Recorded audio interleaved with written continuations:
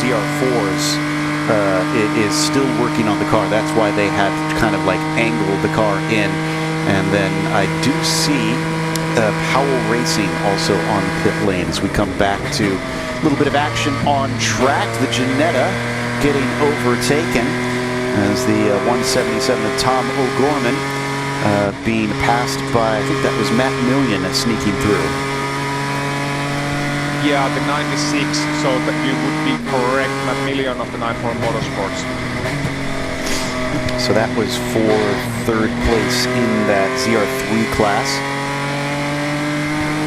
And we're hearing that that needs to just update as Million has hopped out of the car. So once they cross the line, the timing scoring should correct itself.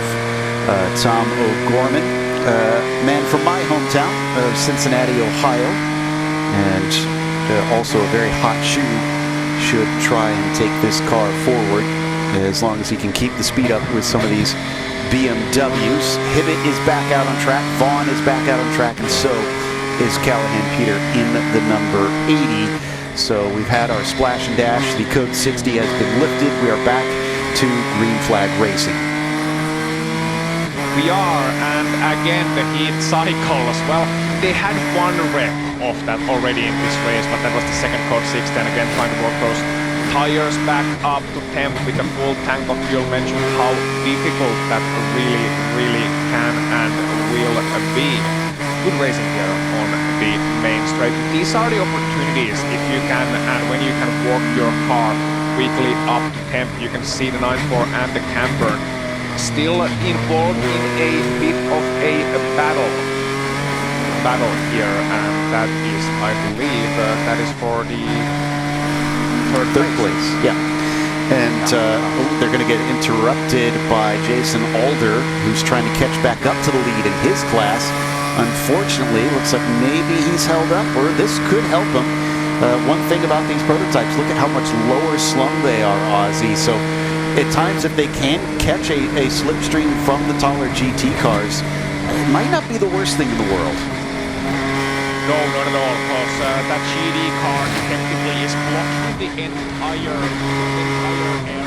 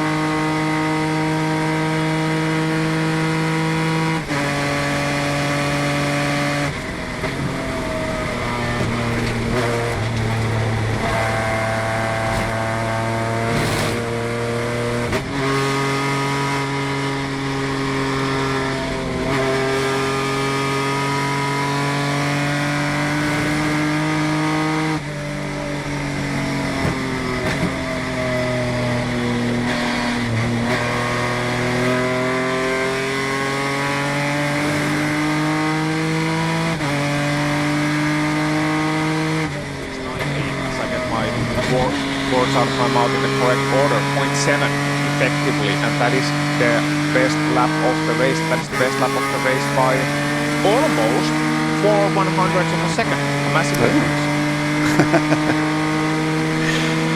So we have come back to a bit of a battle now, and another BMW versus Ginetta. I think this is the one that I was watching or mentioning before, Million versus Gorman, and this is honestly the closest fight I think we've got all around the track currently. And Tom is just kind of riding behind. I almost wonder, does he actually want to pass? Because he might not have the top end speed we've seen before.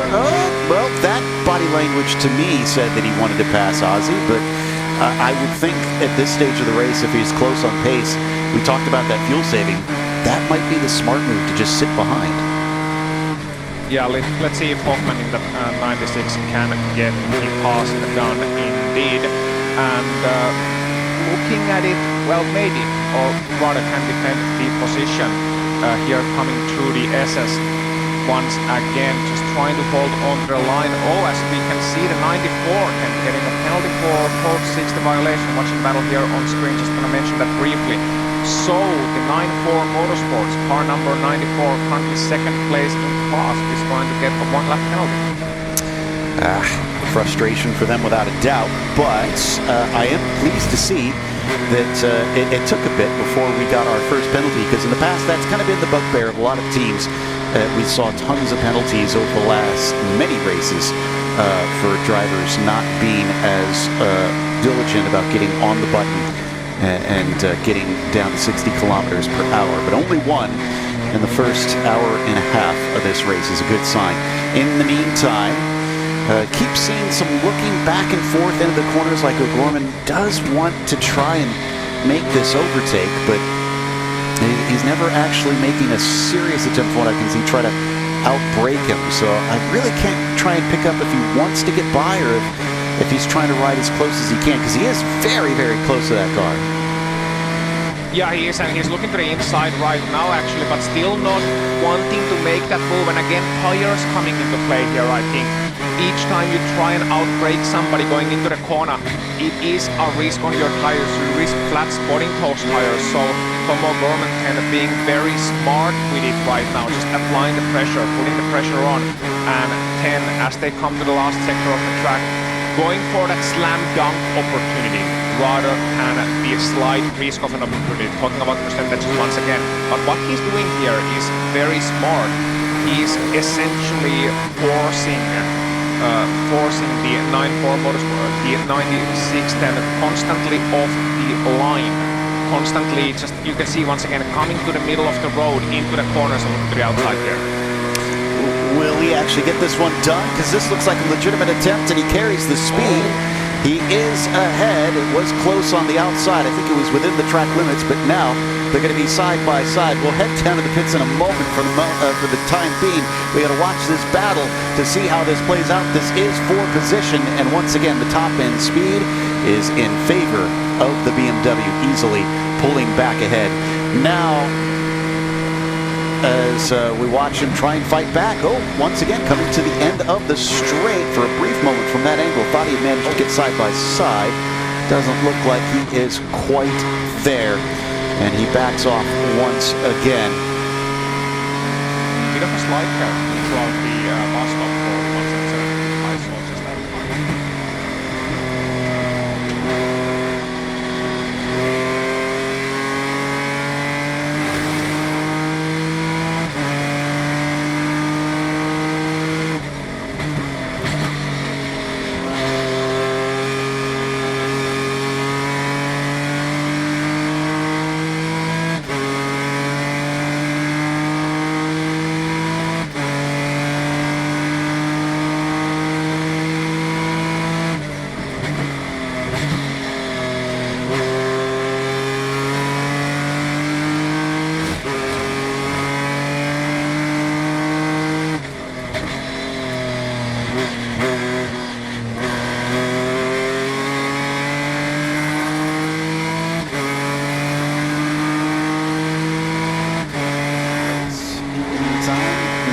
with the 77, we were on board with Gavin Vaughn running in second, has lost time to Camden Hibbett. It is up to 17 seconds between the leader in P2.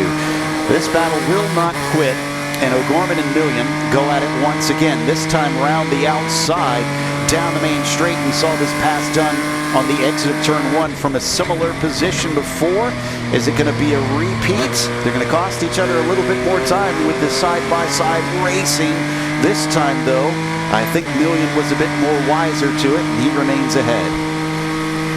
So I'm watching O'Gorman in that bet. I saw it once in the bus stop, and I saw it once again here in turn number 1. Just a little bit of a wiggle. Now that might not be a sign of anything, and I might be reading too much into it, because that happens when you're racing. Sometimes you just have to correct your line going through a corner, especially once you're outside. But if that becomes a theme, if that starts to repeat itself, then you have to start worrying about cars too. And I hate to be the bearer of bad news when we're watching such a lovely battle, but you can see him having to work the wheel harder and harder. Maybe that red mist started to descend a little bit, and I'm not surprised. The 96, here you can see it, taking the defensive line constantly. Nothing wrong with that, but taking the middle line into the corner, that means the vet can catch up, the Ginetta can catch up and catch up and catch up in each entry to the corner, means that you can never really get any clear air. So here, taking the wider line, trying to optimize the exit, which is exactly what you're meant to do in this situation. You're meant to go for the, if somebody's defending the inside line, go for the over-under. You're gonna get them on the exit. But the Ginetta is just not giving him the kind of pace that Tom really needs to work that car to high speed on the exit. The Beamer just a little bit faster on a straight line. So he's really in a frustrating position where he knows that he's probably got the lap time pace as of this very moment. Can very easily hang on to the back of the Beamer, but just can't get the pass done. So here, patience is a virtue once again. But yeah, will be interesting to see how Tom O'Gorman can solve this bit of a puzzle that's been presented. Oh, he's going to try the outside again. We saw this last time, and he carries the speed so well, going a long way around to the final turn. A lot of trust in Matt Million. Both of them very experienced racers, so it's no wonder they're able to do some of these, what would be considered somewhat riskier moves. And again, his left space on the exit of turn 1, up through the S's. They'll go side by side again, and you were saying that Ginetta is catching up to the BMW. But what they are not catching up to is Ren Messenger in the AOA racing team. They have been slowing each other up to the 14 lap after lap. I say that they actually were quicker this last time. Ren a second slower for some reason. And another thing, well, might be traffic, might be anything playing into it. Curious thing, just talking about how close these two cars are to each other in terms of battling. They ran exactly the same lap last time around. I'm not talking about exactly the same as in to the nearest 10th. I'm talking about to the nearest millisecond. A 209.231 for both of them. Yeah, so they're glued nose to tail. But I know in the previous lap, they definitely were slower than Ren, so that's why I was a little bit surprised. And I agree with you. It may have been some traffic that we didn't see the 14 car dealing with. But yeah, that's kind of what I'm surprised. Yes, they're not right immediately behind that car.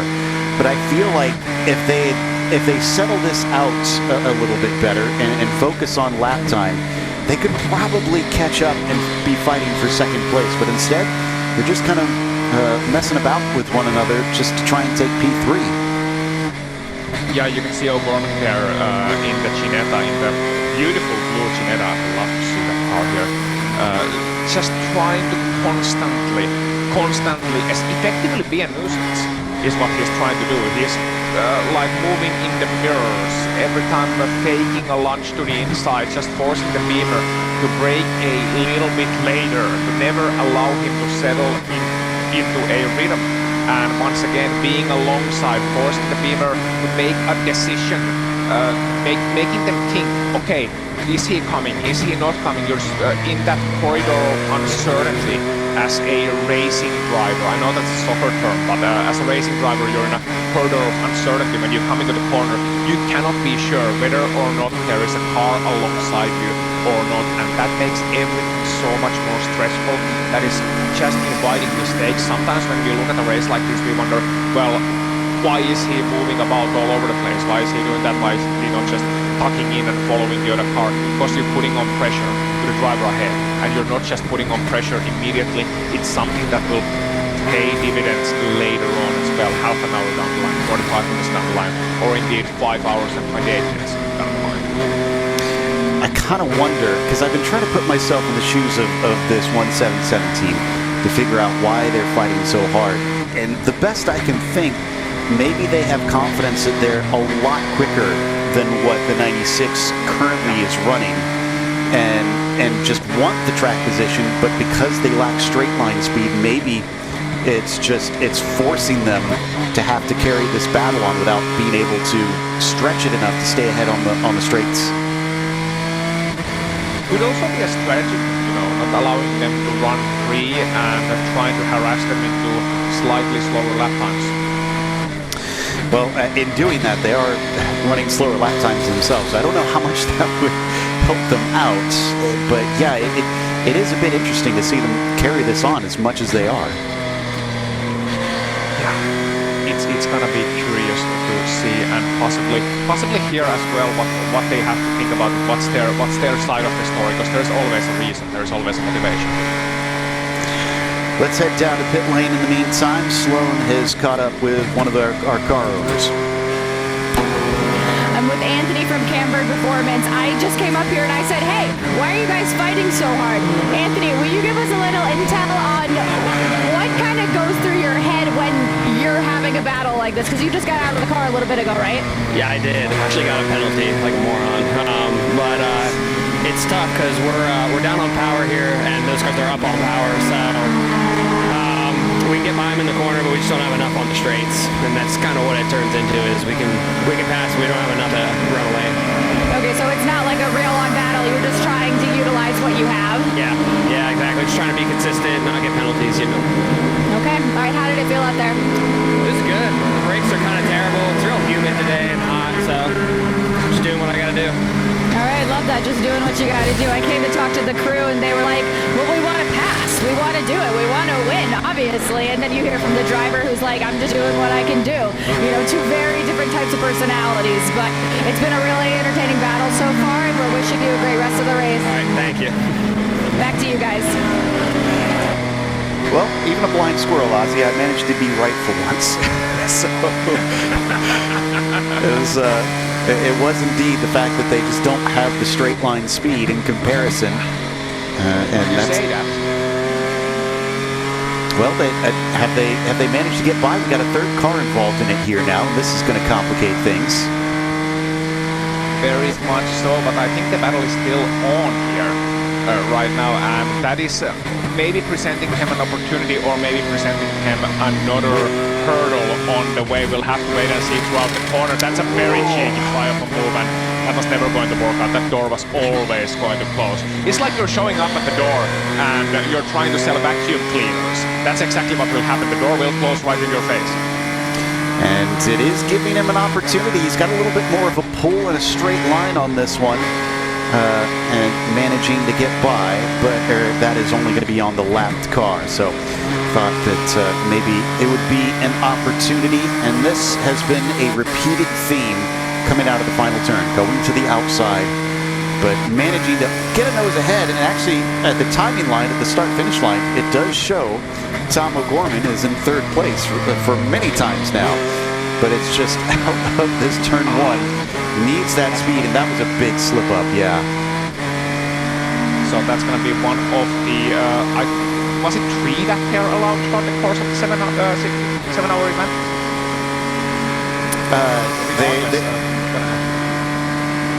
They're allowed to change 1 tire during the event without a penalty. After that, any more tires, and you incur a 1-lap penalty per tire. Yeah, I was more referring to the off tracks. So oh, sorry. Going out of the track, yeah. So regardless, they're going to have to watch out for those. And it was interesting to hear from the drivers about the brake situation, because that's what it seems to be. The car's wiggling a little bit because the brakes are not as good as they should be, having trouble under braking. That's gonna affect your driving so much. That's gonna just chip away at your confidence, because when you're not familiar with the brakes, that means that you cannot be familiar with how the car settles into the corner, because that's what you use to settle the car into the corner. We'll have to see if it works out better here. Oh, he manages to get ahead down to the toe of the boot. I don't think we've seen this before, but this is a bit of a long straight up the hill.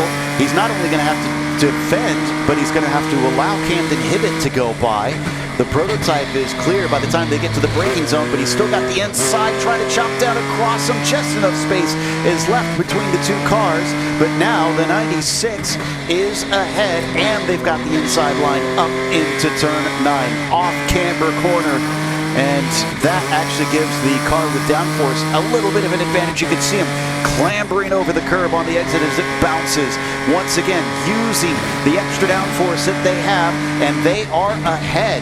Now, how long can they stay ahead? This should be a quicker corner for them. Yeah, very important here to get the power down early from the last corner. Teddy Chastain being able to extend the gap. Let's see what it is then between them. Already 1.1 seconds at the line. Now nail the first corner. Get up to speed through the SS. Don't let him catch up throughout the back straight. Just using each and every inch of available surface. But doing so well was the 177. I think they could be able to run away from here on this point right now.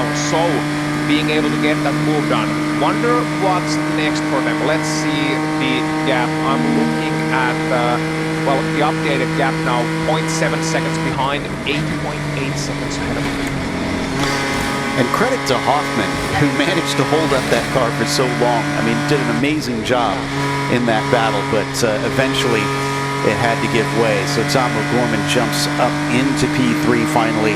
And as long as he doesn't make mistakes, I think that is job done for that Ginetta.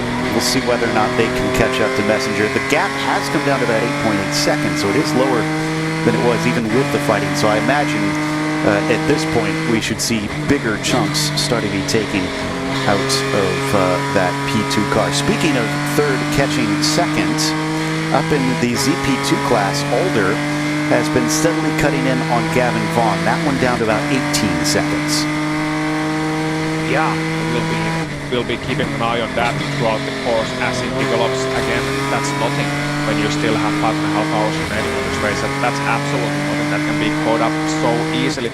I want to go back to that battle briefly, if I may, between the 177 and the 96, because last time around we got caught up into it with all the passing and the 177 finally getting the move done. But did you see how little room was left down the inside as they came up the hill, and especially as they turned left towards the penultimate corner? How little room that Ginetta was left, how tightly he was squeezed on the inside and still able to keep it away from contact. That was impressive. It was impressive, and you know what else is impressive? Now that this car has been unleashed, look at the last lap time. Personal best for O'Gorman at a 2:06.9.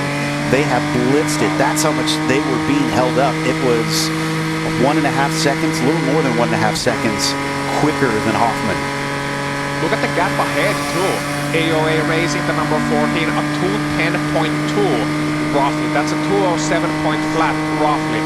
The gap went down, and it went down by 3 seconds. We're looking at 5.5